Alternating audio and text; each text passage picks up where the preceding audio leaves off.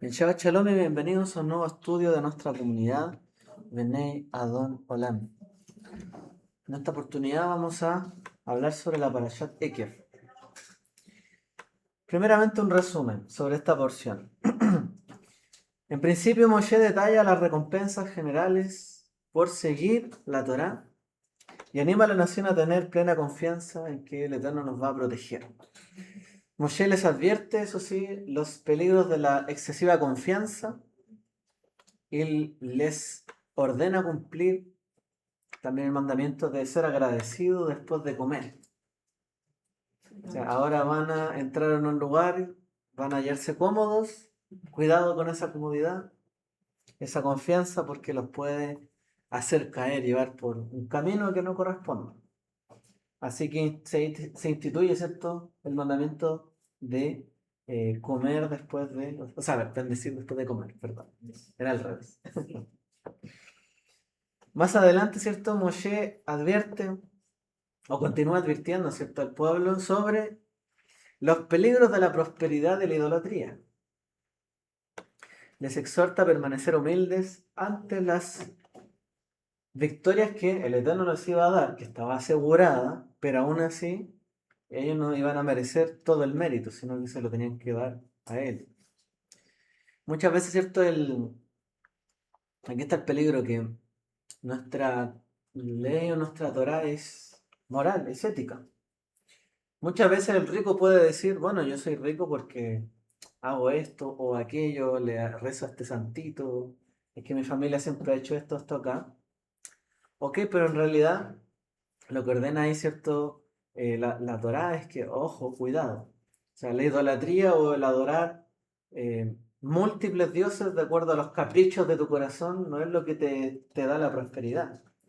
Lo que te da la prosperidad es el oír, el escuchar, la buena instrucción, el buen mandamiento, de dirigirse como el Eterno quiere que te dirijas, no como aquellos pueblos que vas en este momento a luchar contra ellos, sino condúcete como Dios quiere que te conduzcas. Sabemos que es la Torá, son los 10 enunciados, ¿cierto? Amar a Dios, amar al prójimo, no robar, no matar. Aunque aquí es cierto, hay una paradoja porque ellos tienen que entrar ahí a matar, ¿cierto? A la guerra. Pero aquí, ¿cierto? Destaco ese punto. El rico puede decir, no, yo soy rico por tal y tal razón, pero en realidad Dios dice, Dios, yo soy el que merezco el mérito detrás de todo. Ojo, porque las cosas van y vienen. Uno no siempre sabe, eh, la pobreza tiene su peligro y la riqueza también tiene su peligro. Yo les voy a dar grandes cosas, pero también hay un peligro ahí. Las cosas no están aseguradas ni dadas. Un poco lo que hablábamos la otra vez, ¿cierto? Que en la vida no existe eso de derechos universales. O sea, esto es tan simple, el derecho a la vida. Sí, pero si un padre o una madre descuida a su hijo siendo tan pequeño, hasta yo, hasta ahí llegó, ¿cierto? Entonces, no hay tales cosas como derechos per se, sino hay cosas que hay que valorar, cuidar y siempre alguien tiene que intervenir en el fondo. O sea, Dios le dice a ustedes, miren, no es que se te da la prosperidad por derecho propio. Alguien intervino para que tú llegues a convertirte en una gran nación, en gente próspera. Soy yo, ¿cierto? Siempre hay algo detrás.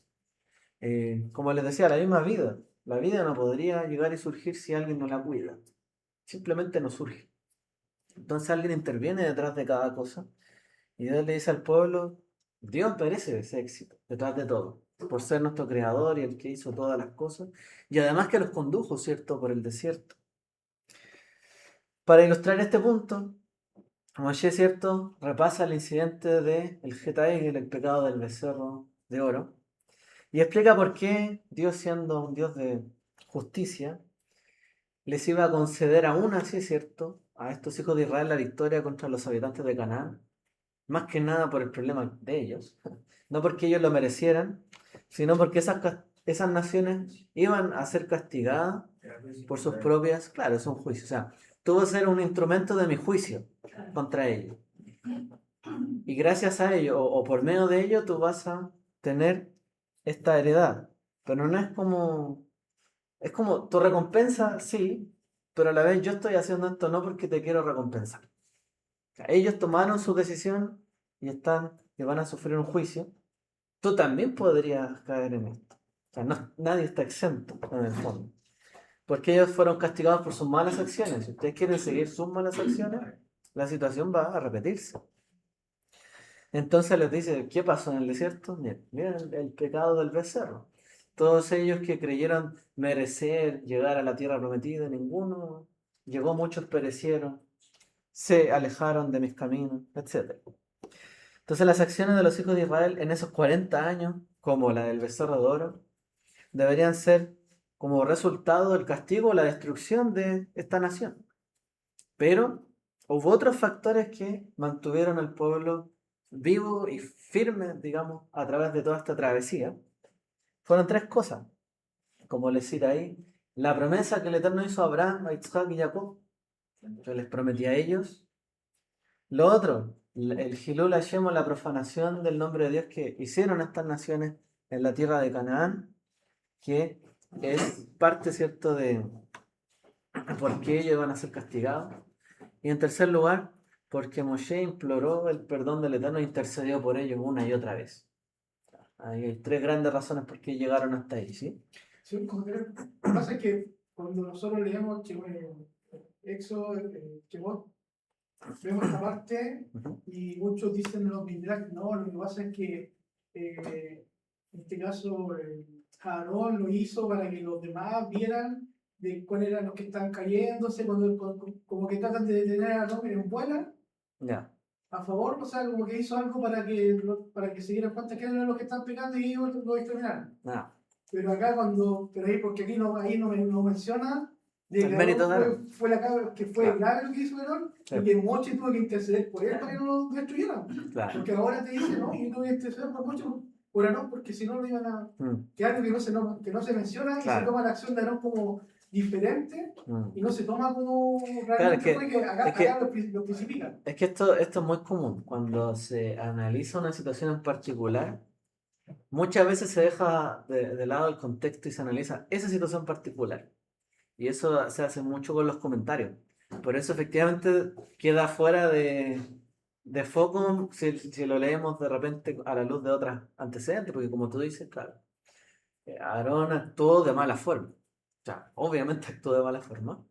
Pero también uno podría decir, ya, pero si me pongo en los zapatos de Aarón, ¿qué hubiese hecho yo? ¿Por qué hizo esto? ¿Por qué esto, aquí, esto, ya? A lo mejor uno diría, fue el mal menor. Pero igual fue un mal. O sea, no es un mérito lo que él hizo.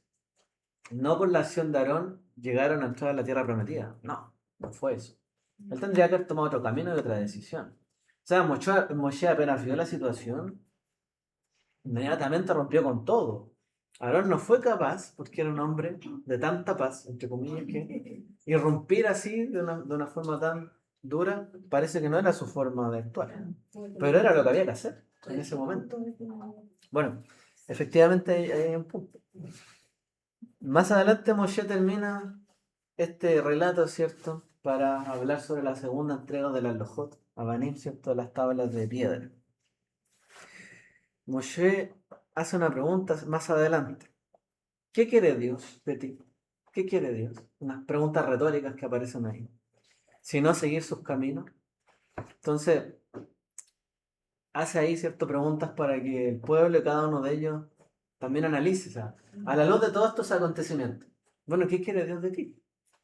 ¿Qué es lo que está buscando de ti? Ya te relato todo esto, te da susto a lo mejor la situación. Es- Estás aterrado porque tienes que entrar en una tierra a combatir. eh, Te están poniendo encima todo lo que pasó en el pasado. Bueno, ¿qué quiere Dios de ti? Porque finalmente, ¿para qué nos sirve toda la experiencia de la vida? Para hoy día plantarnos y decir, bueno, ¿qué quiere Dios de mí hoy día? ¿Qué es lo que está buscando de mí? Y Moshe es bien claro y dice, bueno, ¿qué quiere Dios de ti? Que sigas sus caminos, que le hagas caso, que te está hablando por tu bien, que tomes lo que Él te está dando, lo cumplas, lo sigas adelante porque Él te va a bendecir y te va a apoyar en esto. O sea, todo este ejemplo es para que te des cuenta que tienes que seguir este camino. ¿Qué quiere Dios de ti?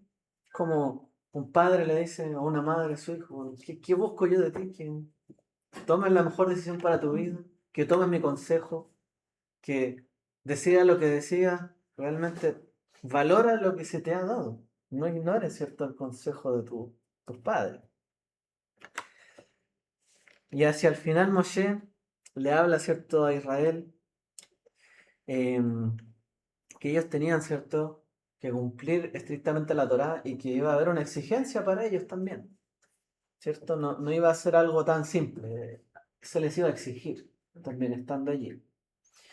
Pero que si escuchan los mitzvot y siguen los caminos del Eterno, el Eterno les va a dar la victoria total, absoluta. Vamos con un pequeño ensayo de esta porción. Esta para allá Ekev, me voy a ir un poquito por la, entre comillas, por las ramas, porque siempre vamos analizando el texto, me voy a ir un poco por las ramas. Dentro del pensamiento, ¿cierto?, de esta para allá, se plantean, ¿cierto?, algunas preguntas existenciales de nuestra condición como personas, digamos lo siguiente. ¿Cómo construir una vida inquebrantable en medio de fluctuaciones de la vida, en medio de pruebas y tentaciones o frustraciones porque deseamos la prosperidad? ¿Cómo construir una vida recta, pura, que no se desvíe del camino, que alcance, ¿cierto?, las promesas, que alcance la bendición, en medio de tantas situaciones que pasan? Porque de repente uno toma una decisión y a lo mejor me cae, a lo mejor no era, tengo dudas si lo que estoy haciendo está bien o no. Bueno, en parte, ¿cierto?, la parashá de que es esto. Sucederá que por haber oído esto, Dios te dará esto y aquello. Pero nuestros padres tomaron otras decisiones. Y Él te está diciendo ahora, tú tomas la decisión. O sea, ¿qué es lo que espera Dios de ti? Haz lo que espera de ti. Pero ellos podrían decir, bueno, ¿pero cómo lo hago? ¿Cómo lo hago? Está bien, he oído estas palabras, ¿cómo las pongo en práctica? ¿Qué pasa si me enfrento a situaciones que me van a complicar? Porque siempre va a pasar esto. Bueno, la Torá, o la respuesta que da la Torá, no radica, digamos, en respuestas, en una respuesta divina que uno llegue a tener en algún momento, una revelación, una epifanía, un momento, ¿cierto?, dramático donde entendí todo y mi vida en ese momento se encarriló perfecto. Porque no... Esos momentos pueden darse en la vida, que uno tenga una iluminación, pero no siempre se da. Entonces la palabra, ¿cierto?, que tiene esta porción y representativa, que es con cuál comienza, ¿cierto? Bueno, la segunda, deja ya. ¿Quién? Deja ya. Se me olvidó cuál es la sucederá por haber oído. Bueno, esta palabra Ekev deriva, ¿cierto? Bueno, significa esto a consecuencia de, dentro de la escritura, pero también está relacionado con esa palabra Akev, que es el talón, ¿cierto? El talón. Bueno, cuando suelen, ¿cierto?, analizar esta palabra, se explica de que aquellos mandamientos menores, ¿cierto?, más pequeños, tienen que ser considerados como si fueran grandes, porque tienen el mismo nivel de recompensa.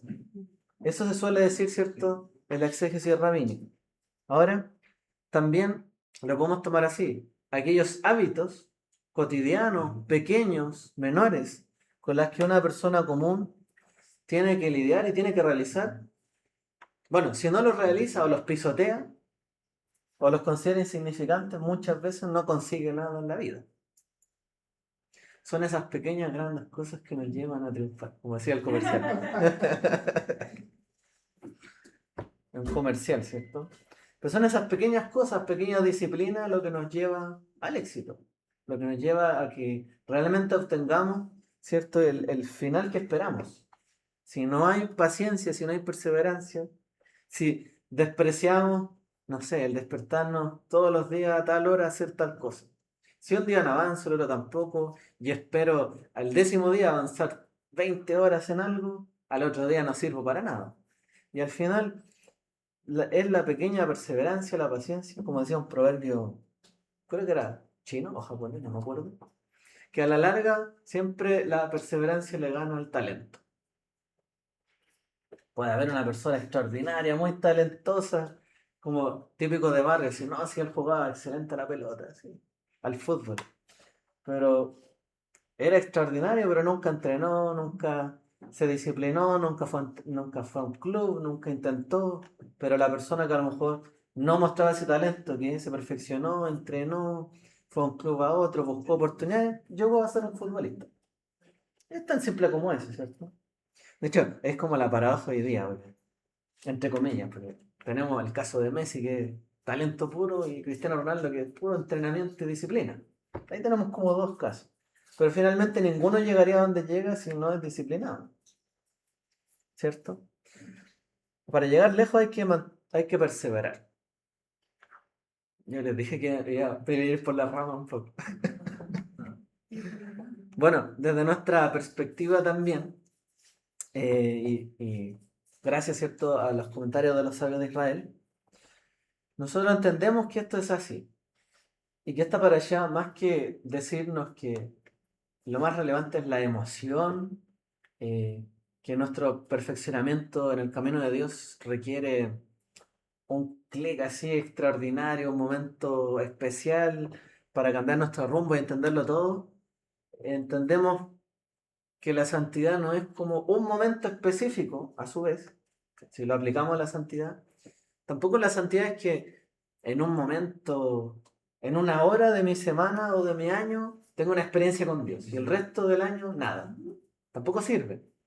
Entonces, la santidad para con Dios no es una emoción, es una disciplina. ¿Cierto? La palabra del Eterno, sus mandamientos, son una disciplina, no un momento especial que tengo que apartar y solo ahí cumplir. Tiene que ser algo constante, tiene que ser un hábito.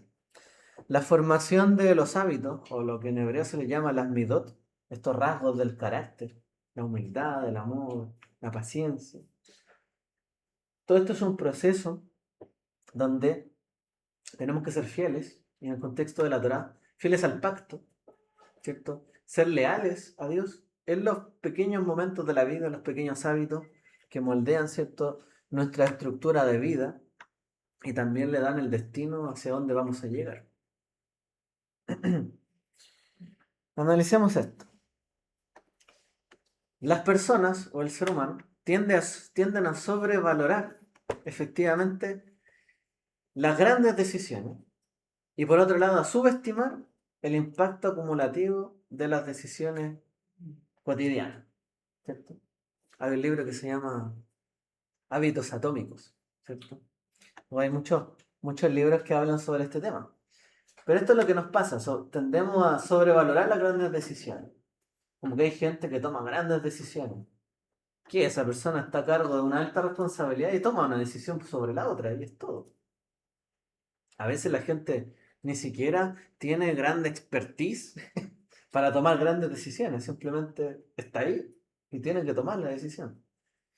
Y a veces uno sobrevalora eso, como que hiciera grande a alguien que, no sé, es más grande la decisión que toma un presidente que alguien que trabaja en un kiosco. A lo mejor, claro, va a afectar, hay consecuencias aquí y allá, pero sobre la vida de cada uno decide uno. O sea, la decisión que toma el presidente, está bien, podrá en algún momento afectarme, pero yo decido de lo que afecta a mi vida. Estoy como poniendo un ejemplo sobre esto. Pero uno sobrevalora esos momentos clave, entonces uno cree, por ejemplo, que al tratar con la pareja, eh, se trata solamente de hablar en un momento en el día y arreglar los temas, y ese es el momento más importante, ¿cierto?, donde nos ponemos de acuerdo. Pero en realidad es todo. Es el cómo uno se habla, cuando despierta, cuando se levanta, a lo mejor cuando va a comer. Todo ese trato acumulativo es lo que genera la relación entre las personas. Yo no la subestimo, pero en realidad es lo que tiene mayor valor. Pero si uno considera que solo tiene que tener esa buena relación en un momento específico y nunca más, claro, ahí uno está sobreestimando esa acción o un momento, cuando en realidad el acumulativo es más importante. En el Pirkei Avot, en el capítulo 2, Rabbi Judá así da esta regla de oro, ¿cierto?, del pensamiento rabínico que estamos conversando. Dice, sé tan cuidadoso con un mandamiento menor, una mitzvah kalá, como con una mayor, una mitzvah hamurá. Hay que ser tan cuidadoso con lo uno como con lo otro. O sea, no hay que sobreestimar las grandes decisiones, porque también hay grandes decisiones y hay que saber tomarlas. Pero tampoco hay que subestimar las pequeñas decisiones, porque a veces un desvío en esa pequeña decisión también le impacta en una gran decisión. Yeshua confirmó también esto, ¿cierto? En el Sermón del Monte, él dijo, cualquiera que quebrante uno de estos pequeños, perdón, de estos mandamientos muy pequeños será llamado en el reino de los cielos. Más cualquiera que haga alguno de estos mandamientos pequeños será llamado grande, ¿cierto? En el reino de los cielos. Yeshua confirma, ¿cierto?, esta misma idea. Entonces, de hecho, el Pirkei Avot también en un momento habla sobre qué hace grande una persona que estudia la Torá. ¿Solo el que la lee? No. El que la lee es una cosa, pero hay que leerla y practicarla. Pero el que lee, la practica y la enseña a otros, esta persona tiene más recompensa. Y el que es capaz de estudiar un mandamiento pequeño, practicarlo en su vida, aunque sea pequeño, y enseñarlo hacia a otros, grande será llamado en el reino de los cielos. Eso tenemos que entender. Ese es el ciclo. Y Yeshua lo engloba ahí. O sea, no dice, en otro momento habla de esto, cualquiera que enseñe o cualquiera que ponga un tropiezo, ¿cierto?, a otros. Entonces, ojo, porque a veces nuestros hábitos podrían ser un tropiezo para otros. Yeshua también habla de eso, ¿cierto? La forma en que actuamos y en que dirigimos nuestra vida podría hacer tropezar a un pequeño. Y esa es la gran crítica, de hecho, porque él le llama hipócritas un montón de veces, ¿cierto? A aquellos perushim que criticó en su época, a los fariseos y a otros más, ¿cierto? ¿Por qué? Porque ellos parecían ser grandes personas y justos y piadosos, pero sus acciones no se condecían con sus palabras. Y cada una de esas pequeñas acciones llevaba a humillar al resto del pueblo y a sentirse infravalorado frente a ellos, como que Dios no escuchara sus oraciones y que las de ellos solamente eran escuchadas. Y llevaban a los demás al error, en esas pequeñas cosas, que ellos se creían mejores que los demás. Entonces Yeshua también habló sobre esto. Y como Yeshua también dijera, sobre lo poco has sido fiel, sobre lo mucho te pondré. Y esta es la forma en que actúa el principio del reino de Dios. Si uno es fiel en lo poco, será fiel en lo mucho. De Abraham se dijo que él iba a ser capaz de cumplir toda la tará de los mandamientos que Dios te enseñaré y les enseñarás a tus hijos. Yo sé que lo vas a hacer. Pero si Abraham no tenía hijos, todavía, todavía no tenía una gran familia, ¿cierto? Pero ¿qué pasa? Él tuvo siervos, tuvo gente que trabajaba para él. Impactó a mucha gente porque la forma de actuar de él, fielmente, ¿cierto? Y lealmente hacia Dios, lo llevó en sus acciones, lo llevó a compartirlo con otras personas. Y toda su casa probablemente compartía sus principios. O sea, ser una persona que tiene principios es una cosa, pero impactar a toda tu familia, a toda tu casa, a todos los que trabajan contigo, con esa forma de actuar, eso es lo que es la garantía, digamos así, de Dios respecto de Abraham. ¿Y por qué él iba a poder cumplir todo esto? Si todavía los hijos de Abraham no recibían la Torá, pero de la Torá dice que yo sé que tú vas a enseñarle este camino y la Torá y los mandamientos. Todavía ni siquiera se da. Entonces la garantía, ¿cierto?, es que Abraham en lo poco fue fiel y fue leal. Esta intuición, ¿cierto?, tiene algunos paralelismos, obviamente, con la ciencia y la neurociencia. Voy a citar ahí un par de cosas. Donde, por ejemplo, en el libro A ver, synaptic self. How our brains become who we are.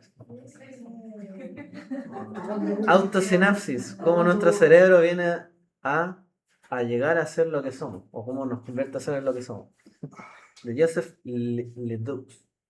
Demuestra que la identidad y el carácter humano son el resultado de la plasticidad sináptica.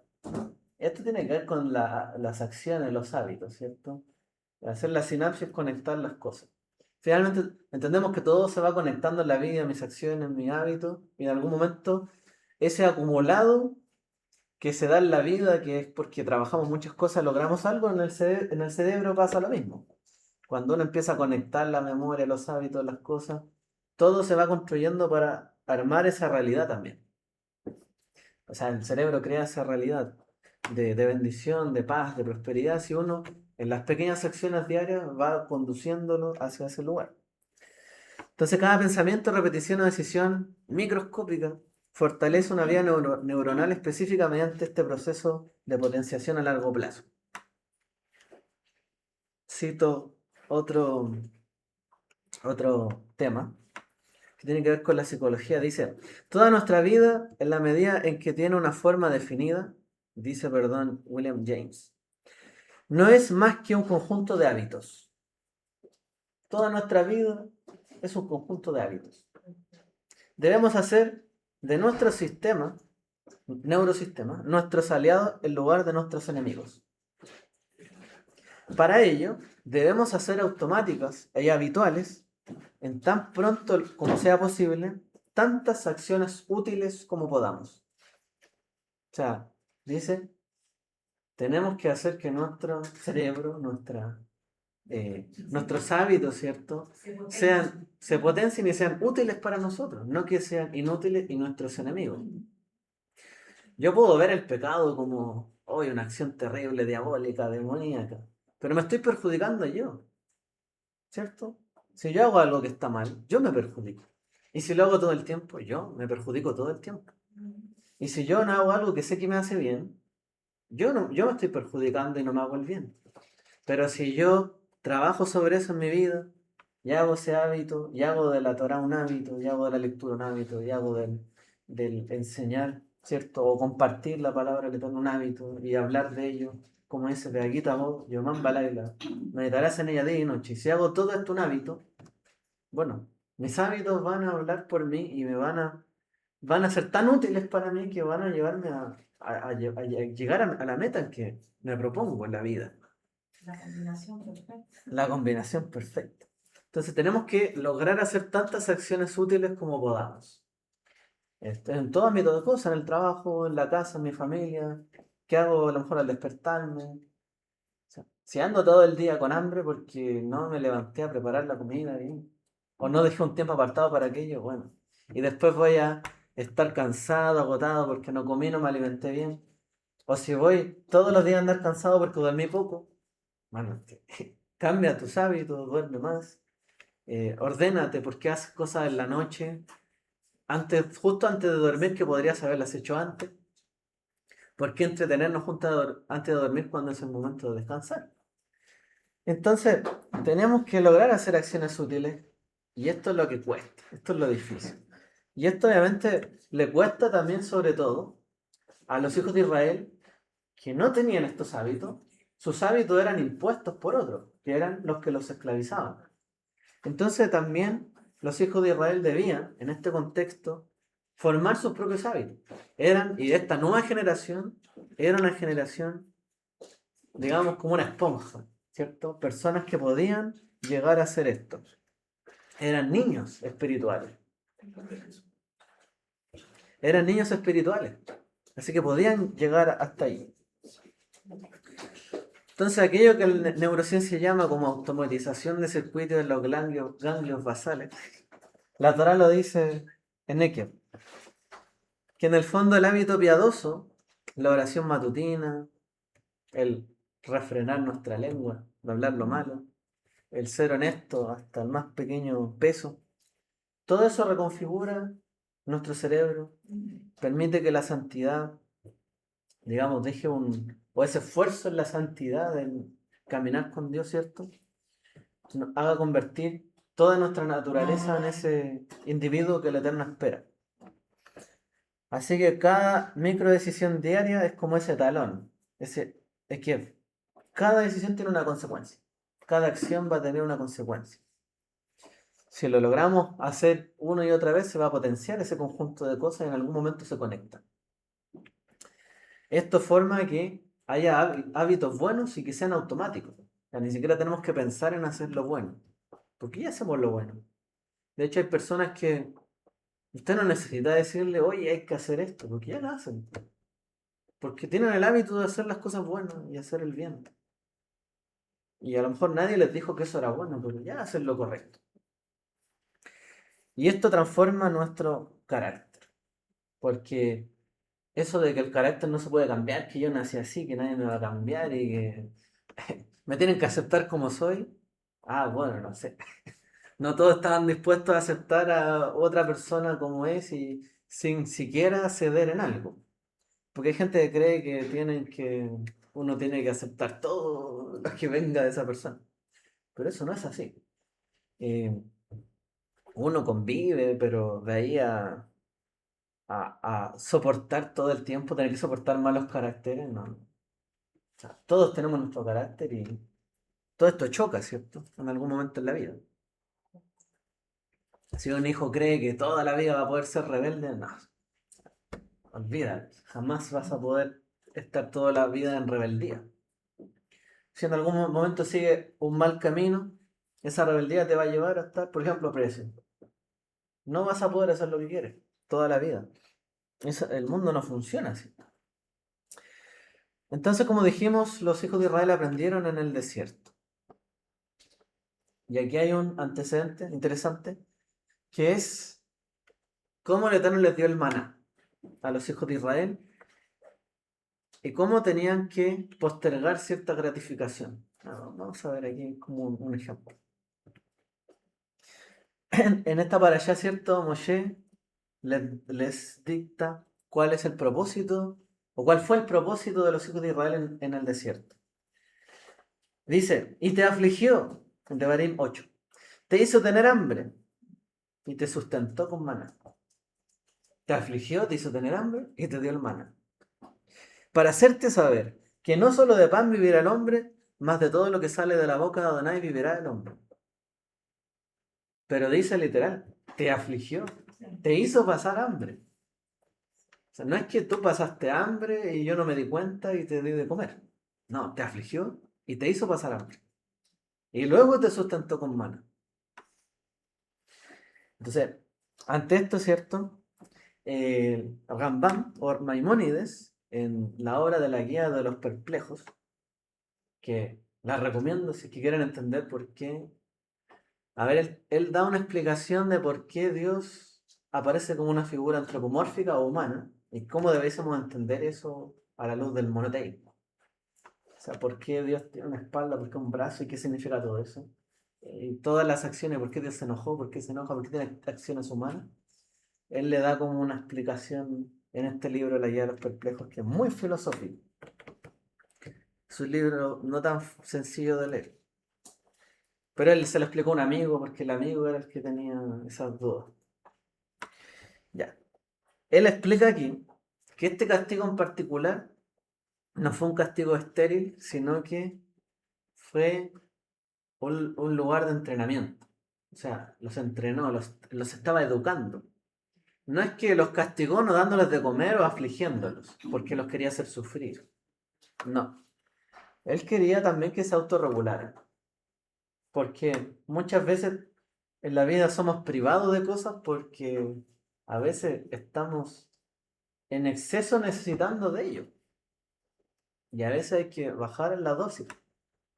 No sé si le ha pasado algo así en la vida. Pero a veces uno quiere tanto algo y en algún momento a otro pasó algo, un problema, algún tema de salud y tuve que frenarme de ello. A lo mejor tenía una sobredosis de alguna situación o de algún tema que no me estaba yo regulando bien y de repente llegó otra circunstancia y me cambió y hizo que me regulara. A veces los temas de salud llegan por una razón similar a lo que estamos hablando. Entonces el maná, en su contexto, llegaba, ¿cierto?, a los hijos de Israel, pero no podía acumularse hasta el día siguiente. Entonces obligaba a que cada uno de los hijos de Israel destruyera esa ilusión de que tenemos que acaparar mucho y tener una sobredosis de algo, sino que al contrario, ¿qué tenemos que hacer? Comer cada día su afán. Danos, Señor, el pan de cada día. Hay que ejercitar la fe de manera diaria y no una sobredosis. No es que llega el Shabbat, doble porción, triple, cuádruple, quíntuple porción de Shabbat y el resto de la semana nada. Y así hay una doble porción que llega, pero el día anterior llega la doble porción para el día anterior y el día siguiente. ¿Cierto? No es como que se acumulaba. O sea, la doble porción que llegaba el día viernes, ¿cierto?, antes de Shabbat, era para ese día y el siguiente. No es como que el día de Shabbat teníamos una doble porción o triple y mucha comida. ¿No? Estaba lo justo para cada día, solo que ese día no podían recoger. Entonces todo esto ejercita, ¿cierto?, nuestra paciencia, nuestros hábitos, nuestra confianza en Él. Él me dará la doble porción. Que no te supere la escasez, el tumor. Claro, exacto. Entonces obliga a destruir esa idea de que hay que acaparar mucho o que hay que tomar una sobredosis de algo para disfrutar. No. Entonces este principio, ¿cierto?, es lo que mencionaba al principio. Le llaman como una capacidad de postergación de la gratificación. Yo sé que hoy día voy a trabajar, a esforzarme, porque voy a recibir mi sueldo a fin de mes, ¿cierto? No me pagan de inmediato y yo después hago el trabajo, no, me pagan después de haber trabajado, esforzado y haber sido paciente y cumplir mis horas, porque si un día no fui a trabajar me lo descuentan, bueno, todo tiene su consecuencia. Y no puedo llegar a acaparar y decir, no, no puedo llegar y decirle a mi jefe o al dueño de la empresa, yo quiero que me pagues hoy el sueldo de todo el año, porque lo necesito ahora. No, no funciona así. Bueno, pero para cumplir eso, uno igual tiene que empezar el día con gratitud. Porque si uno no agradece lo que tiene, está haciendo lo contrario. Porque si una persona se levanta de mal genio y no hace lo bueno, es un día perdido. Llega mal a su trabajo, Claro. contagia a su familia. Pero a veces lo que pasa es que la o al gente... va en el transporte, en cambio, si uno se levanta en gratitud y agradece lo que tiene, como de ahí y levantarse con un rezo y con una alabanza, cambia la actitud con Ajá. la que tú te enfrentas diariamente. Porque Sí. por lo menos a mí me pasa. Cuando me levanto temprano hago el rezo y me levanto con gratitud, ando feliz. O sea, tengo otra disposición para enfrentarme o ver a otra persona. Ujú. Si una persona anda triste, ahora tú estás feliz, contágiala con tu alegría, Ajá. con tu actitud. Sí. Porque si no tenemos ganas de hacerlo y hacemos con pereza, eso ya es como lo malo, como lo negativo. Pero hay gente que está enojado por algo y le gusta exagerar. Claro, Y quiere que todos sepan que también. está enojado. Porque tú te puedes levantarte un día molesto porque recibiste una noticia mala. Pero si vas a dejar que eso te afecte tu vida con tu pareja, con tus hijos, con la gente que trabaja y todo, y que todo el mundo se entere de eso, va a ser negativo. E incluso hay gente que no se da ni cuenta, que ni siquiera reconoce que están enojados, que están de mal humor y que están molestando a todo el mundo. Y no les importa. Tú hablas de la gratitud, porque precisamente la gratitud viene de reconocer cada cosa. Yo reconozco que hoy día abrí mis ojos, ya es un motivo de agradecer. Una oportunidad. Una oportunidad que ya puedo, Dios me dio todo mi cuerpo para poder hacer mis planes y que Él me prospere si está conmigo, que tengo pan en la mesa, que tengo abrigo, tengo un techo. O sea, el reconocer todas estas cosas que no surgen de la nada, que Dios te ha dado a través del tiempo, también te da la tranquilidad de decir, bueno, si tengo hoy día un problema, pero Él ya me ha dado todo esto, también me dará una solución en su momento. Pero si dejas que te afecte en todo, como tú dices, claro, es sumamente negativo. Y gente que se da cuenta que está así y quiere exagerar, gente que se da cuenta y a lo mejor lo mantiene a ella y otros que no se dan cuenta y afectan a todos los demás. Por eso, todos estos hábitos trabajan sobre nuestro carácter finalmente. Porque tu carácter tiene que ser capaz de contener esas situaciones. Si una vez se molesta por algo, sí. Pero si tú no moldeas bien tu carácter y dejas que eso se descontrole, es un problema para ti y para todos. Es como cuando hay un padre, no sé, o hay alguien en la familia que siempre se enfurece por todo. O sea, afecta a todo el mundo. ¿Cómo no se da cuenta? Entonces, pero esas pequeñas cosas que tú dices efectivamente tienen que moldear nuestro carácter. Y tú ahora a lo mejor eres capaz, mucho más que antes, como eres agradecida de contener ciertas situaciones difíciles y a lo mejor dejarlas cada cual en su lugar y seguir adelante. Pienso que el tiempo te va moldeando porque a lo largo, estoy hablando de mi caso, Sí, yo igual he sufrido varias dificultades. sí. Entonces, igual aprendí a agradecer lo bueno y agradecer lo malo, porque después, yo soy de la idea de que después de lo malo viene algo bueno. Mm, Y esto te fortalece. mm, Esto te va fortaleciendo, te va dando la fuerza y uno va saliendo delante de las dificultades. Y también sí. es bueno en el sentido de que cuando tú te enfrentas a, no sé, a un error, te da la fuerza para no cometerlo.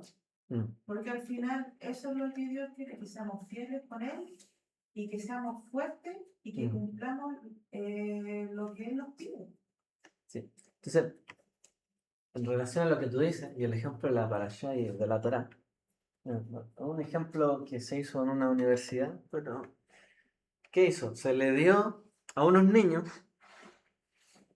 unos malvaviscos, ¿ya? Entonces se entrenó a estos niños como quienes eran capaces de decirle, mira, o sea, eres capaz de resistir a comer esto, si resistes yo después te doy algo más. Pero había niños que lo querían de inmediato y habían otros que podían esperar, ¿cierto?, a tener algo después. El tema es que después siguieron haciendo el estudio de estos niños o de esta gente y años después se dan cuenta de que los niños que lograron contenerse un poco son los que tuvieron mejor éxito académico, porque tenían más estabilidad emocional en general. O sea, sabían cómo manejar sus ansias, ¿ya? Entonces aquí con los hijos de Israel es lo mismo, o sea, aquellos que, pese a que se afligieron por toda la salida de Egipto, todo lo que vivieron en el desierto, que en un momento tuvieron hambre. Claro, muchos se quejaron aquí y allá, pero a lo mejor hubo quienes no se quejaron. A lo mejor hubo quienes pudieron contenerse, o a lo mejor esos niños que todavía no entendían, vieron las cosas de otra forma y después fueron moldeados también. Entendieron que, o sea, Dios no nos sacó del lugar que estábamos tan bien. O sea, mis padres se fueron de allá por algo. Ellos recuerdan que comían pescado y no sé qué cosa, qué carne, pero ellos no recordaban eso. Simplemente recordaban el maná. Y que un día había que guardar el doble porque al otro día no había que tomar nada. Tuvieron otra forma en el fondo de moldear su vida y es saber vivir tanto en la pobreza como en la riqueza. Porque también fueron afligidos, pasaron hambre, a lo mejor tuvieron sensación de tener hambre y frío, pero también vieron que estaba todo cubierto. Entonces eran más estables esta nueva generación que la anterior que comparaba todo y se quejaba por todo. Bueno, esta disciplina, ¿cierto? No es un rasgo innato. También es parte del desarrollo, ¿cierto? Como dicen, de la corteza prefrontal, que es como el sistema más frío, claro, que el otro que es más emotivo, ¿cierto? El límbico. Lo que Sí, tapa. me llama la atención que efectivamente cada uno de los mandamientos está para potenciar y entrenar distintas vías neuronales Ajá. y lugares del cerebro. Por ejemplo, hay un lugar que se llama la corteza singular anterior. La corteza singular anterior se fortalece cuando uno no quiere hacer algo que corresponde hacer. Mm. Es cuando tú no le quitas el cuerpo de hacer algo que te cuesta. Lo único que te hace crecer la corteza singular anterior es hacer algo que te cuesta, que no quieres hacer. Pero eso te habilita a ser una persona fuerte, no frágil. ¿Te fijas? Después también el tema de evitar la gratificación. Te potencia la corteza frontal. Y así cada una también, por ejemplo, en los mandamientos, ser alegres. Ser alegre como un mandamiento. Yo no si estoy triste, no. Ser alegre. Todas las redes neuronales de la alegría es como se empiezan a crecer con la neuroplasticidad. Empiezan a crecer, se empiezan a conectar, modula el cerebro y ya tienes tantas vías expeditas para la alegría y tan potenciadas que después ya te resulta fácil. Al contrario, la queja también te entrena todas esas rutas y vías de queja, todo crece, queja. Y cualquier cosa te va a salir fácil para queja. Entonces, cada uno de las mitzvot, cómo van haciendo que el lugar santo, santísimo, se pueda conectar, entrenar por neuroplasticidad modular, crecer, cada una de las cosas que nos dan bastante fortaleza. Es impresionante, porque efectivamente es como la acción es la que la modula todos los estímulos cerebrales. Así como se ha visto también que, por ejemplo, en distintos experimentos, que andar con el ceño fruncido, como esta expresión, ya te está mandando al cerebro, donde la queja, de la rabia, te hace tener un mal ánimo. Y al contrario, un experimento cuando te colocan un lápiz en la boca, simulando y estimulando todos los músculos de la sonrisa, ves las cosas más simpáticas. Entonces, es increíble como todas estas cosas que el Eterno nos lleva a accionar, el impacto que tienen. Ahora se conoce por la neurociencia, en ese tiempo no. Pero ya desde allí el Eterno ya no está, como nos está entrenando. Lo encuentro fabuloso. Sí. Claro que sí. Muchas gracias por tu buena intervención, Jessica. Citando ya, bueno, Yeshua también fue llevado al desierto y fue tentado. Y también citó él de Barim, no solo de pan viviera el hombre. Él también demostró, ¿cierto?, a través de esto un dominio de su espíritu, de su conciencia, de su ser, que pese a que se le fue ofrecida una gran recompensa, dijo no, porque la recompensa que viene, aunque sea por el sufrimiento y todo lo que tengo que pasar, es mayor, pero va a ser después, puedo esperar. La disciplina del ayuno que tenía Yeshua ayunaba mucho, él tenía esa disciplina y se contenía, ¿cierto?, de comer y buscaba lo espiritual. Entonces, todo esto es parte del ejercicio que mencionaba, ¿cierto?, Jessica, y que nos ayuda a contener nuestros impulsos más, ¿cierto?, animales, más carnales, que muchas veces nos llevan en contra de la voluntad de Dios y ser personas racionales y ser personas que hagan lo correcto. Porque es fácil actuar irracionalmente o con nuestros impulsos. Si alguien me molestó, le pego un combo. Pero, ¿qué de bien tiene esto como persona? ¿Qué habla de mí? De mi educación, de mis padres, habla mal de todo. Entonces, uno tiene que darse cuenta de esto. Y ahora, como lo último para complementar y cerrar, este peligro de que es mi fuerza lo que me llevó hasta acá. Hay una ilusión, como decíamos hace un rato, de esta falsa autonomía o un egocentrismo a veces sobrevalorado. Hay un pasaje, ¿cierto?, en Devarim 8, donde dice, y habla del riesgo de la prosperidad, dice, no sea que digas en tu corazón, mi poder y la fuerza de mi mano me han traído esta riqueza, sino que acuérdate, Adonai, tu Dios, porque Él te da el poder para hacer las riquezas. Lo hablábamos. Bueno, aquí, ¿cierto? Rabí Bajía Ibn Pekuda, o Pacuda, perdón, en el siglo XI, en el tratado, ¿cierto?, que se llama Jobot Alevavot, que se llama Los deberes del corazón, que él tiene varios libros, ¿cierto? Las puertas de la confianza, las puertas de aquí, las puertas de ahí. Pueden buscarlo, está en español también. Él califica la actitud de atribuirse el éxito exclusivo al propio intelecto, que esto es una forma sutil dice él, y venenoso de la idolatría. Dice que esto es parte de la raíz de la Bodhasattva. O sea, el creer que mi propio intelecto, ¿ya? Y solo he alcanzado el éxito con mi propio intelecto, mi propio trabajo, solo lo mío, es parte del principio de la idolatría. Bueno, no es tan difícil de comprender, ¿cierto? Porque si yo creo que hay un Dios, bueno, a ver, ¿te creaste tú a ti mismo? Ajá. Tú te hiciste el cerebro, tú formaste tu ADN y todo. O sea, claro, negar todo el resto de cosas es un poco idolatría. Bueno, ahora él obviamente es un poco más sutil ahí como lo van mencionando. Este ego crea una ficción. Y la ficción es que el hombre es autosuficiente. Nunca somos autosuficientes. Siempre dependemos de otros. ¿Usted podría caminar con zapatos si alguien no hubiese inventado los zapatos? No, o sea, nadie se inventó todo lo que tiene en el cuerpo en su casa.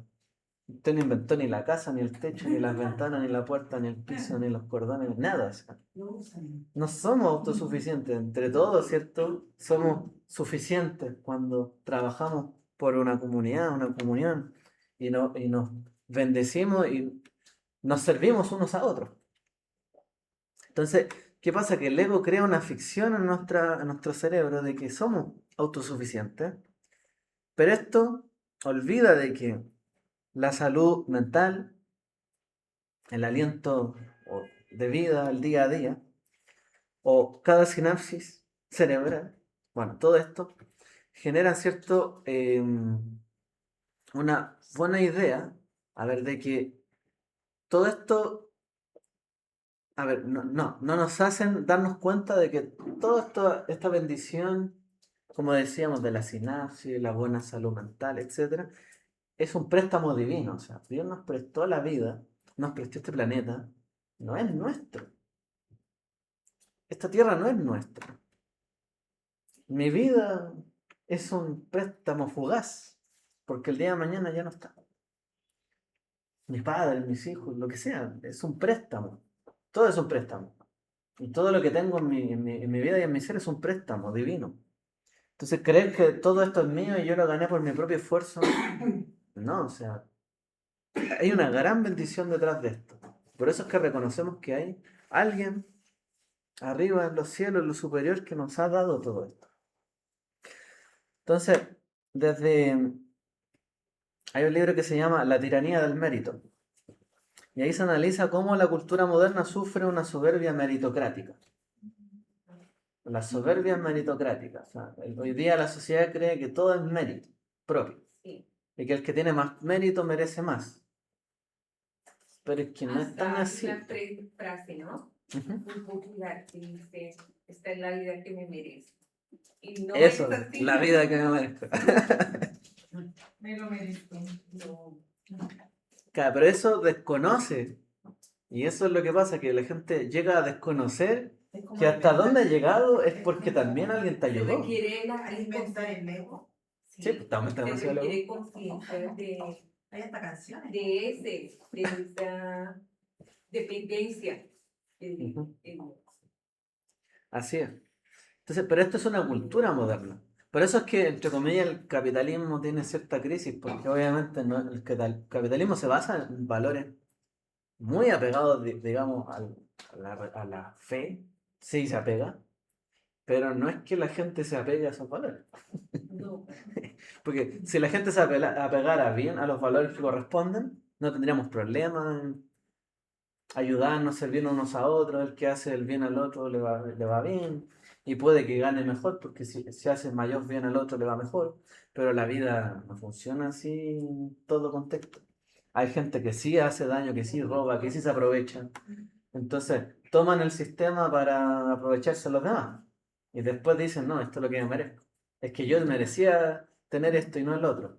Y ahí tenemos, ¿cierto?, que hoy día pueden haber, el Estado puede tener licitaciones para que gane el mejor postor, pero viene alguien y dice, no, dáselo a él. No, dáselo a él. Y al final, ¿quién sufre? Los que reciben el servicio si es que era malo. Y todos nos quejamos después. ¿Qué mérito es ese? O sea, en realidad no... cuando las personas no se conducen de esa forma, hoy en día tenemos esta crisis. Esa es la verdad. Una gran crisis que sufren todas las sociedades más liberales, capitalistas, porque desconocen el mérito del otro. Y por eso hay otro grupo, más de este lado de mi brazo, que dicen, ¿no? O sea, ¿por qué ellos tienen que ser dueños de todo y no reconocer que el otro también merece algo? Porque claro, estos desconocen y dicen, esto es lo que yo me merezco y lo que yo merezco tener y es mi mérito. Y los otros dicen, no, o sea, si yo te trabajo toda tu empresa y tus cosas para que tú tengas eso, ¿por qué no voy a tener un beneficio también? ¿Tú piensas que solo tú tienes que ganar todo? Entonces aquí tenemos las grandes problemáticas, ¿cierto?, de la vida moderna. Ahora uno tiene que tratar de salir un poco de ahí, entender cómo funciona el mundo, pero aplicarlo bien a su vida, a nuestra vida. Porque lo que pase con los demás, bueno, que el mundo se puede pelear de aquí hasta que termine y que destruyamos al mundo. Las personas se van a seguir peleando, pero es uno el que va a ver cómo vivir su vida y tratar de vivirla mejor. Y Dios nos va a pedir a cada uno de nosotros eh, el dar cierto, ¿cómo se llama? El dar testimonio o fe de nuestra vida. Entonces, esta soberbia meritocrática. Y él demuestra que cuando las personas prósperas creen que su éxito es exclusivamente el resultado de su propia fuerza y talento, pierden la empatía por los más desfavorecidos y caen en la neurosis de ansiedad constante por mantener su estatus. Siempre quieren mantener su estatus, cada vez más lejos de los demás. Es como me acuerdo que tenía un profesor en la universidad de historia. Este profesor era un catedrático monumental. O sea, ¿por qué lo digo? A sus clases iba gente que no estudiaba la carrera. Iban a escucharlo. Le iban a escuchar a él. Y él tenía una tremenda pizarra, empezaba a rayar, así era como un Einstein así de la historia. Era extraordinario ese profesor. No logro así recordar su nombre. Bueno, no me acuerdo cómo se llama, un profesor de la Universidad de Chile, pero extraordinario. De verdad, me sorprendía toda la gente que iba a escucharlo, solo a sentarse a escucharlo. Él, perdón, ya, iba a mencionar. Él una vez me acuerdo que enseñó una cosa, aquí en particular en Chile, cómo, eh, cómo se fueron conformando la ciudad, precisamente porque, digamos, los más que tenían más dinero, siempre querían alejarse de los más desfavorecidos. Entonces usted tiene que, en Chile, claro, hay ciertos barrios donde antes estaba el barrio alto, más en el casco histórico de Santiago, digámoslo, y perdón por decirlo, pero también la comunidad judía ha hecho lo mismo, ha hecho exactamente lo mismo aquí en Santiago, y se han ido escapando y alejando de los demás, y aislándose, ¿cierto?, en un lugar más, y cada vez se van más hacia la montaña. Entonces, ¿qué? Ahora tienen colegios que se llaman más cerca de la precordillera, y la cordillera ya no es como, no sé, a ver, digamos, un ave, no sé. Ya no es como que tienen nombres de ave, ahora el nido de águila, así como lo que está más arriba, más alejado de todo. El cóndor volando hacia lo alto. Y como que siempre tratan de alejarse de los demás. Si uno se fija en los nombres de las calles que tienen, los nombres de los colegios, cómo se rodean, y siempre tratan de alejarse, entre comillas, de los más desfavorecidos o de otros, tratando de mantener su estatus siempre hacia arriba. Por eso dejaron estos barrios, ¿cierto? Se fueron mudando cada vez más hacia el oriente, aquí en Santiago. Y ha pasado en muchos lugares. Pero él mencionaba que, por ejemplo, hay otros países que no son tan así. Por ejemplo, en Europa, Italia es un desastre, hay calles para acá, para allá, para allá. No fue una ciudad planificada. Generalmente las ciudades que planifican los poderosos las arman para su... Ellos se dejan su sector, ¿cierto? Pero hay otros lugares en Europa, como lo decía en Roma, que creo que hay un pasaje aquí, un pasillo, un pasillo. Vive gente que tiene mucho y gente que tiene poco. La cosa es diferente. Es diferente la forma de pensar, la cultura, cómo se relacionan entre ellos, porque todos tienen que convivir.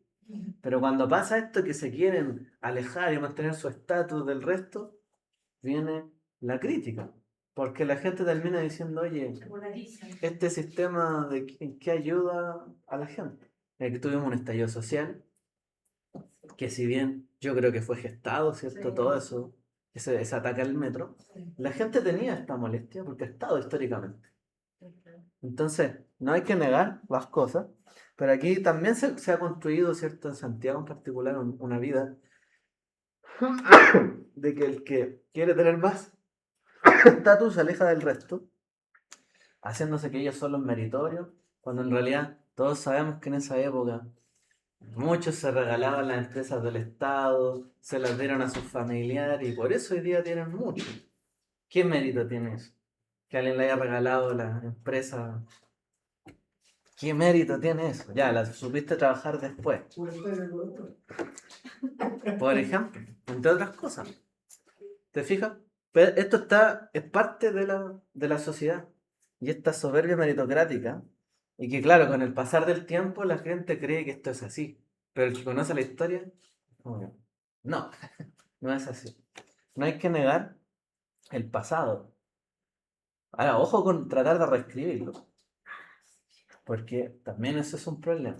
Porque el que no vivió todo eso piensa que eso no implicó nada. No, hay que reconocer lo que pasó, hay que reconocer el trabajo, el esfuerzo de las generaciones anteriores, porque hoy día tenemos lo que tenemos. No está dado, usted puede haber nacido en África, ni siquiera tendría agua. Y usted tiene dado por un hecho y un derecho que tiene que tener agua en su casa. Eso no ha sido así, ni es en todo el mundo, ni ha sido en toda la historia. En los últimos 100 años, con suerte. Desde los miles y miles de años que tiene la Tierra. Entonces, pensar que tenemos el mérito de tener todo esto hoy día, no, no, para nada. Si uno se fija bien y analiza bien la historia, se va a dar cuenta que no es así. Somos bendecidos hoy día en tener muchas cosas. Tendríamos que tratar de entendernos mejor para construir un mejor mundo, una mejor sociedad, una mejor comunidad, una mejor familia. Así que bueno, para ir finalizando, que ya nos fuimos la profunda, como se dice. Estamos inspirados. Entonces esta parashá que nos da cierto esa dosis, digamos, un antídoto, que es en parte lo que decía Maribel, la alajá del reconocimiento. Después de haber comido, haber disfrutado todo, da las gracias. O sea, Birkat Amazon, el deber de bendecir y agradecer después de comer. Disfrutaste, a lo mejor tenías ansias porque querías comer y necesitabas comer. O sea, si tú, hay una película en Argentina que salió hace poco, que hacía una parodia de esto. Hablaba como de un padre que iba, el padre de los pobres, le iba a hablar a los demás del amor, de que hay que mantenerse, hay que ayudar a los pobres, todo eso, y el amor de Dios, y que hay que hacer esto en la sociedad. Y llega alguien y le dice, ya, pero es que yo estoy muerto de hambre. O sea, sabes que no te quiero escuchar porque estoy muerto de hambre. Es como, ¿de qué te sirve hablarle a alguien que tiene hambre y necesita comer? Dale de comer. O sea, como dice el libro de Isaías, ¿cuál es el ayuno que yo escogí? Bueno, que partas tu pan y se lo des al pobre. Ese es el ayuno. O sea, ¿quieres reprimirte tú de algo? Bueno, dáselo al que necesita. Y así generamos esta gratitud. Porque hay gente que tiene ansia y necesita comer algo. Hay gente que necesita un abrazo, necesita una palabra. ¿Para qué le vas a dar un sermón para ayudar a alguien? Entonces de repente uno cree que una campaña de ayuda y la gente tiene que recibir el mensaje de Dios y todo. Primero sacia su hambre, su sed. Es lo que nos dijo el maestro. Después la persona estará agradecida y te podrá escuchar. Y esto es lo mismo que pasa con cada uno de nosotros. Después de que Dios sabe que necesitamos, tenemos necesidad cada uno de nosotros, el pan de cada día, el vestirnos. Bueno, ya nos dio todo esto, agradezcamos. Esta práctica de dar gracias, ¿cierto? Al disfrutar los recursos de este mundo, rompe con esta arrogancia y este ego. Entrenando, ¿cierto?, el cerebro con una y otra vez que hay una gratitud sistemática. Hay culturas, ¿cierto?, que siempre agradecen antes o después de comer. La cultura judía, habrá otras más, ¿cierto? La japonesa, yo he escuchado. Pero hay gente que siempre agradece, quien sea, en cualquier nivel de la sociedad, todo agradece. Y son sociedades diferentes, cómo se conforman. Pero la sociedad que siempre se queja, o que nunca agradece, ¿cierto? Después de algo que obtiene, o que siempre dice que es poco, ahí nos debería llamar la atención porque podemos decirlo, siempre va a haber alguien arrogante que se tome el control de esos lugares, porque hay gente arrogante en esas sociedades, gente con mucho ego. Va a tomar el control de esas sociedades, de esas comunidades, de esos lugares y va a dejar el desastre. Siempre viene el desastre cuando hay culturas, ciertas sociedades que actúan de forma tan egocéntrica. Es como hemos sufrido, ¿cierto? Líderes que son tan arrogantes en su forma de pensar que quieren que todos piensen igual. Y ni siquiera le dan espacio a los demás para que actúen y que vivan su vida. No, es que todos tienen que ser así, pero ¿por qué? O sea, ya sigue tú ese camino, vive de la forma que quieras, pero ¿por qué obligas que el resto tenga que pensar igual que tú? More, Ujú. yo analizaba desde el punto de vista como mamá. Ujú. El talón es importante. El talón hay que cuidarlo. Porque si no tenemos talón, ¿cómo nos paramos? Yo me ponía en el lugar de mi hija. Mi hija tiene 4 operaciones en el talón Mm. y muchas veces tiene que utilizar prótesis. Pero si no tiene esa prótesis, ella se cae, no camina. Entonces yo digo, esas palabras hay que cuidarlas, fortalecerlas y recibirlas. Porque si no lo hacemos, las pisamos. Bueno, el talón te ayuda a ponerte de pie y te ayuda al equilibrio, a Exacto. mantenerte. O sea, en el fondo, lo que te ayudó a ponerte de pie, también te tiene que ayudar a mantenerte de pie. Exacto. Porque uno reconocer lo que me ayudó a hoy día ser lo que soy, es lo que me tiene que mantener ahí también. Porque después lo olvido y ahí viene el desequilibrio. Es una parte importante del cuerpo. Tanto en lo físico como en lo espiritual. Claro. Te ayuda a caminar. Grande en esta. No. Te ayuda a caminar físicamente y espiritualmente. Claro. Buen punto. Buen agregado. Así que, ya, no voy a agregar nada más porque si no, había otro punto más, pero Ay, qué bien. Está interesante. ya, bueno. Lo último, la circuncisión del corazón. Esto tiene que ver con la empatía. Moshe conecta la disciplina individual con la responsabilidad social y colectiva que estábamos hablando. Hay una crisis meritocrática hoy día, pero también hay algo que nos ayuda a vivir mejor en sociedad. Circuncidad pues el prepucio de vuestro corazón y no endurezcáis más vuestra cerviz. Luego dice, amaréis pues al extranjero.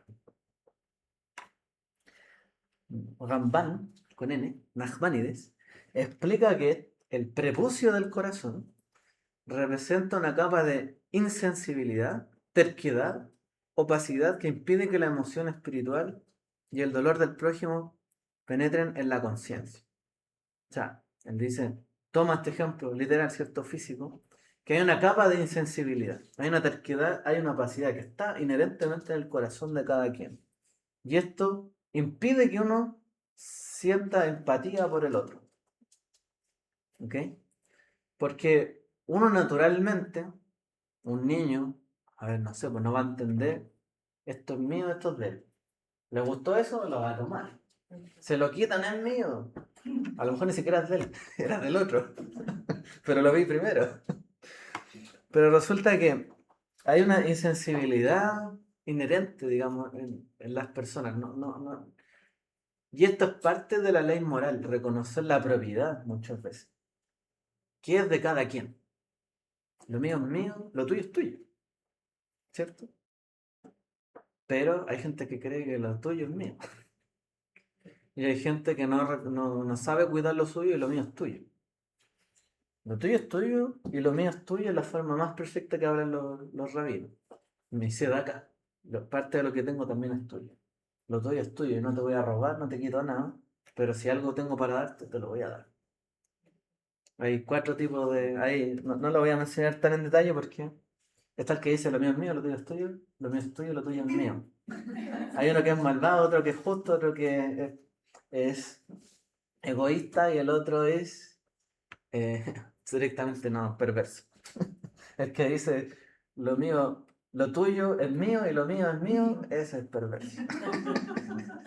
En chistes de el matrimonio. Entonces, nosotros tenemos una capa de insensibilidad. Y esa circuncisión, ese circuncidar el prepucio de vuestro corazón, que en el hebreo, ¿cierto? La palabra corazón no significa los sentimientos, porque eso es como la terminología más griega, más posterior. ¿Ya? En hebreo el corazón es el cerebro. Bueno. Ellos creen que este era el corazón, el cerebro, la mente, lo práctico, lo- las acciones prácticamente. O sea, las acciones, digámoslo así, pensamiento y acción, Claro. pero no emoción. En el hebreo el corazón no se refiere a las emociones, se refiere a las acciones y los pensamientos, algo más concreto. ¿Ya? Entonces, circuncidar el prepucio del corazón es algo concreto. O sea, haz a ver, lo que te impide a ti hacer algo por el prójimo, quítalo y hazlo. Algo bien concreto. Por ejemplo, la sedaca. O sea, te cuesta tanto ayudar al otro, despréndete de algo, quita el prepucio de tu corazón y dáselo. Si eso es lo que te está pidiendo Dios. No seas un insensible ante tu prójimo. Entonces, Shaul, por ejemplo, habla de la circuncisión. La verdadera circuncisión es la del corazón, la que es en el espíritu y no en la letra. Pues claro, en el papel aguanta todo, como se dice. Sí, en el papel somos una comunidad extraordinaria, que es esto, es todo otro. El pueblo de Dios hace esto, esto, otro, pero en la práctica, en la acción. Entonces, cuando hacemos las oraciones y aparece el corazón, es esto, es la mente, su accionar. En Sí. las oraciones.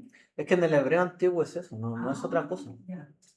A lo mejor hoy día hay una mezcla ahí de temas, pero el corazón en la escritura es como el cerebro. Ujú.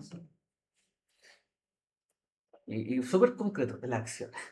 Más porque el hebreo es muy concreto.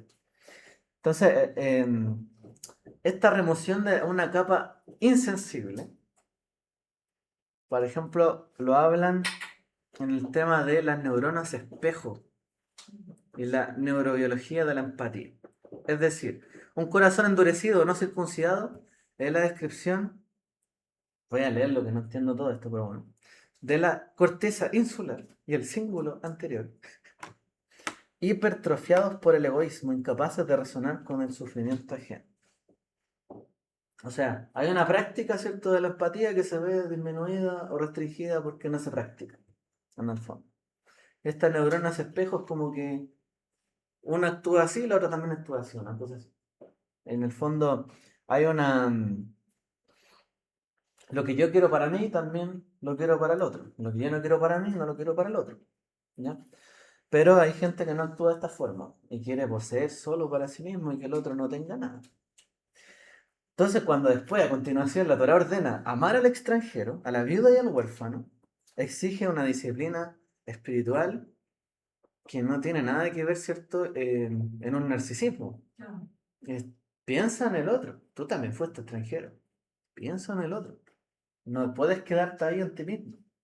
La verdadera disciplina bíblica tiene que ablandar las defensas de nuestro ego para que funcione la compasión en nuestra vida hacia el que necesita y hacia el prójimo.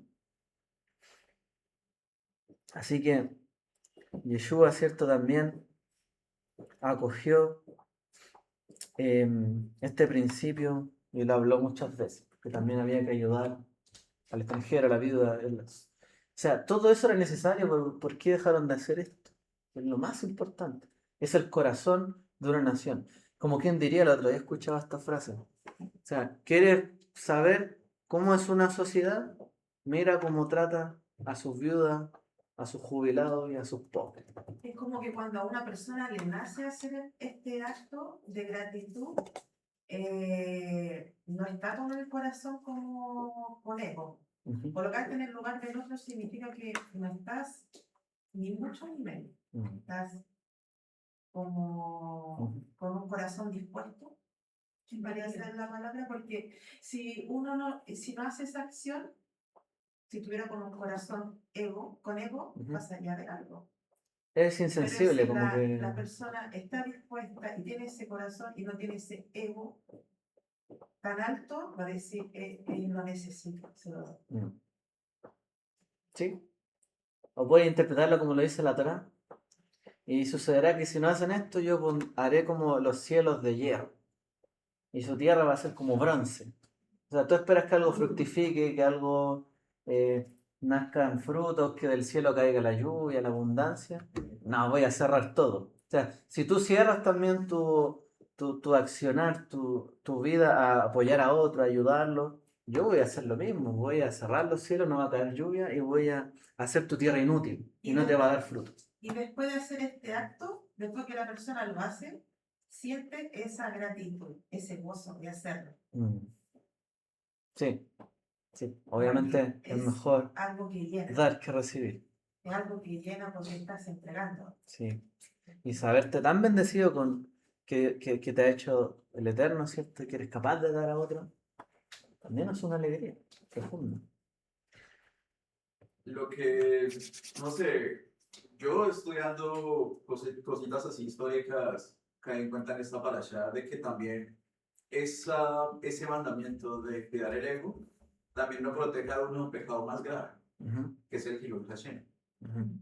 Porque es cuando una persona dice que sigue, ay, no, que yo sigo a Dios, de que yo sigo a Dios, que yo leo la Biblia, no sé qué, que lo otro.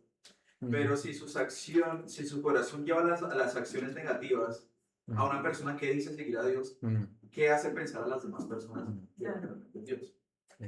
Como por ejemplo, cuando yo estuve leyendo de cosas históricas en el caso del descubrimiento de América, que vinieron los españoles, cuando vieron que los españoles y la iglesia en ese entonces estaban muy, o sea, una apoyaba a la otra, la iglesia apoyaba mucho a la corona, entonces se metieron a la cabeza, Dios está con nosotros, Dios está con nosotros.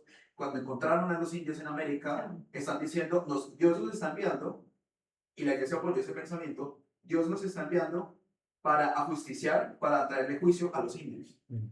Entonces, claro, entonces vinieron con esa mentalidad, con ese egocentrismo, y entonces, ¿qué pensarán los indios de Dios? Cuando vinieron los españoles, con esa cantidad de egocentrismo a conquistarlos. Van a decir que no, que obviamente yo diría, más de un indio tuvo que haber pensado, un indígena tuvo que haber pensado, Dios es un Dios de guerra, es un Dios es un Dios cruel, es un Dios de guerra. Van a pensar todo eso, claro. Las mismas acciones de ellos por su propio egocentrismo llevaron a profanar el nombre de Dios a los ojos de los pobladores americanos. Correcto. Entonces, yo lo vi como también por ese lado de esa advertencia también protege a un pecado más grave, que es profanar el nombre de Dios. Que casualmente también advierte en esta parasha. Que habla de que ustedes se creen más que ustedes, no vayan a pensar que se crean más que las demás naciones porque ustedes no merecen la tierra. Le estoy dando la tierra por otras personas. Y también que casualmente diga de que yo amo al extranjero, dice. Yo amo al extranjero, la vida y al huérfano. Entonces está diciendo de que ustedes no se crean que por lo que yo les he dado a ustedes, ustedes van a tener que mirar por debajo a los que no les he dado la misma cantidad que les he dado a ustedes. Entonces, como les pone mucho los pies a tierra a uno en ese sentido. Sí.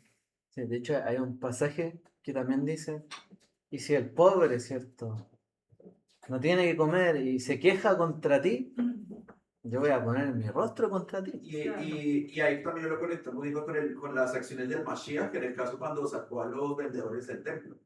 Que no sabía esa partecita, no sé qué tan cierto sea, pero según lo que yo leí, era que ese mercado era en el atrio de los gentiles. Entonces, por eso fue tanto la rabia de Yeshua en ese entonces, citándole a Isaías, diciéndole de que esta casa será una casa para la oración de todas las naciones, pero ustedes lo volvieron una cueva de ladrones. ¿Cómo refleja la cantidad de ego que tuvieron las personas en ese entonces para realmente decir, las oraciones de ellos no importan tanto como porque ellos pueden estar perfectamente orando en medio de, no sé, de burros, perdón, de ovejas, estiércol, Goya, Mm, muchas cosas de esas, como para que, claro. vamos a entender como por cumplir.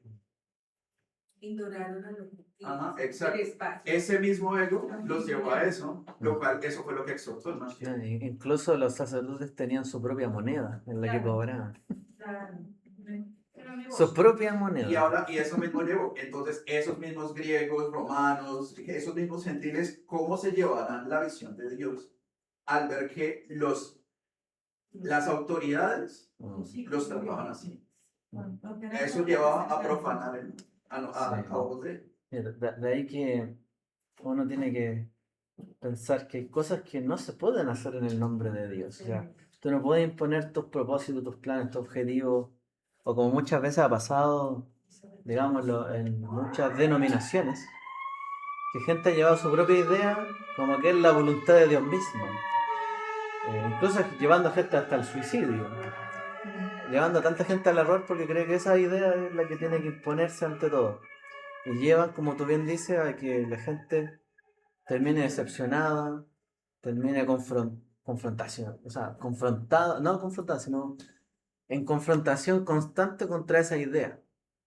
De hecho, hoy día mismo, ¿cierto? Hay una gran parte del mundo que odia a Israel también, y digámoslo, porque también en la Biblia aparece como que tu Dios mandó a matar a la gente, eh, como que ustedes se dan licencia porque creen ser elegidos. ¿Cuál es tu compasión por el otro? O sea, no te importa llegar a arrasar con todo el mundo. ¿Y piensas que eso es como un derecho que Dios te dio? ¿No te importa el otro? De ahí, cierto, que yo tengo muchos, por lo menos, sentimientos encontrados, porque creo que, pese a que valido la defensa, ¿cierto?, de Israel, tampoco puedo validar que sea a costa de tanto homicidio, ¿cierto? Y sin una gota de remordimiento. Porque obviamente luego, en nombre de Dios, hacer todo esto, o que muchos dicen que es en nombre de Dios, claro, ¿qué clase de Dios tenemos?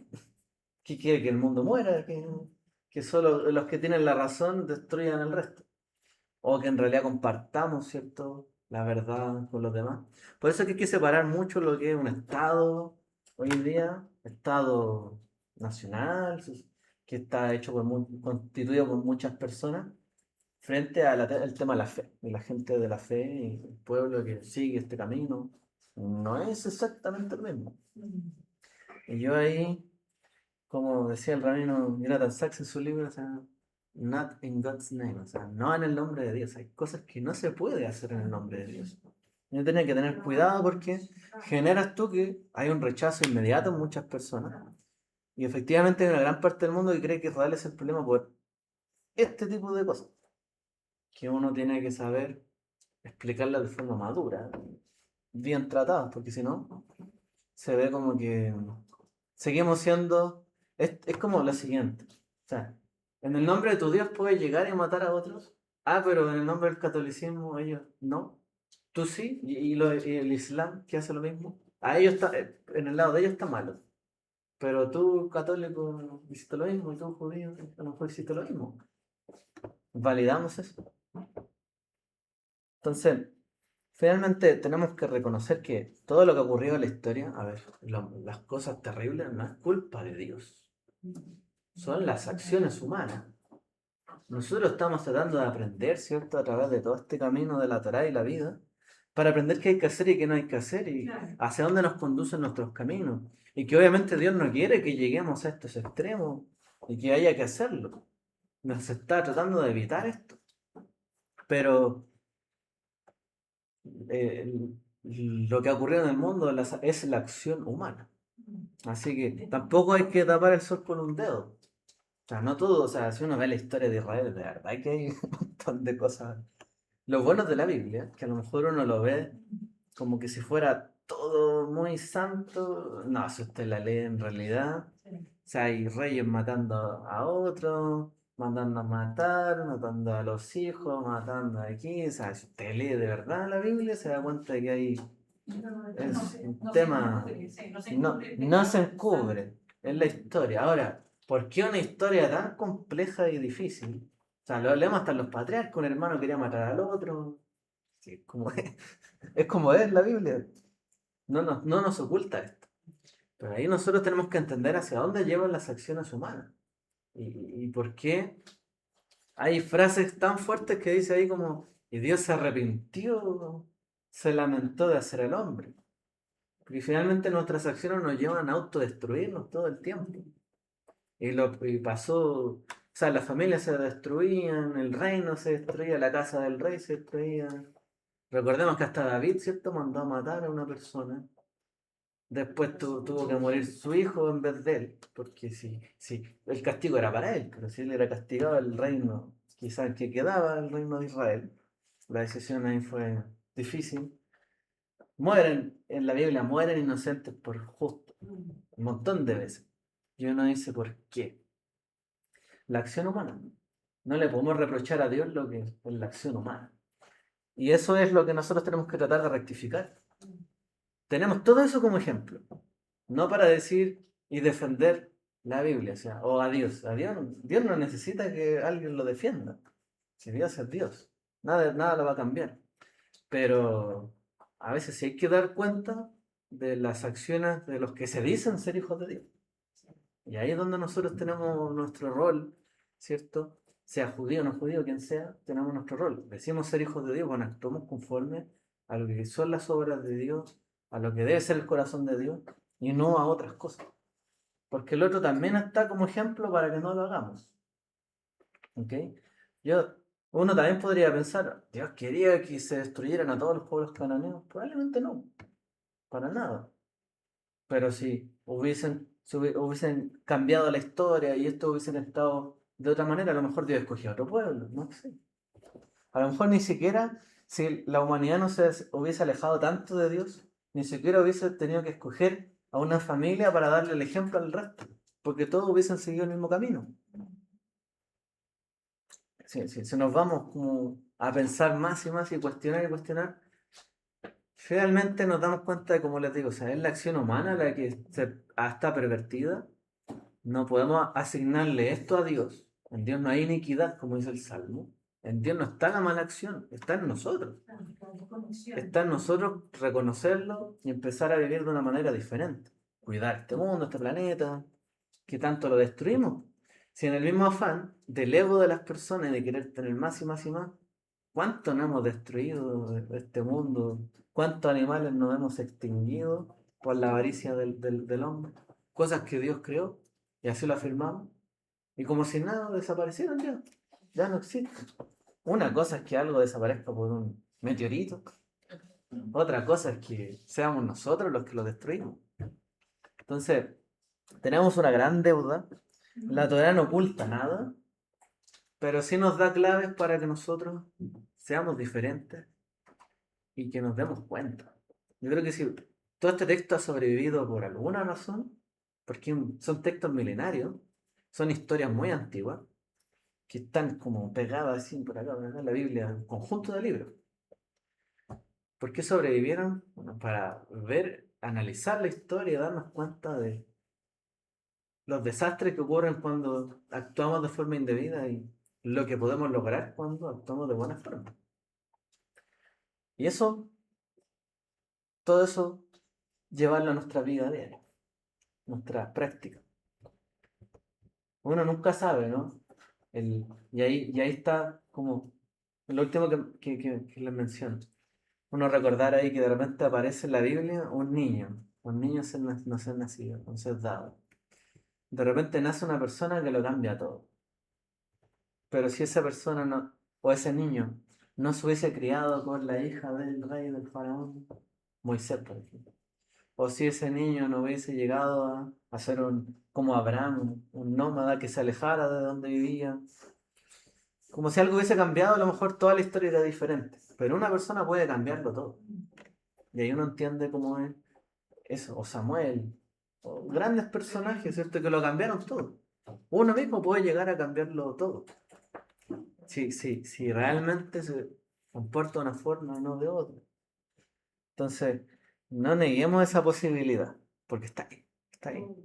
Está en cada uno de nosotros, ya. O sea, ¿qué es lo que quiere el Señor de ti hoy? Bueno, reflexiónalo en tu Sé que ese corazón. referente, o- Pero a lo mejor quiere algo más de cada uno. Que lo tengan les bendiga. Chao, chao. Amén. Amén.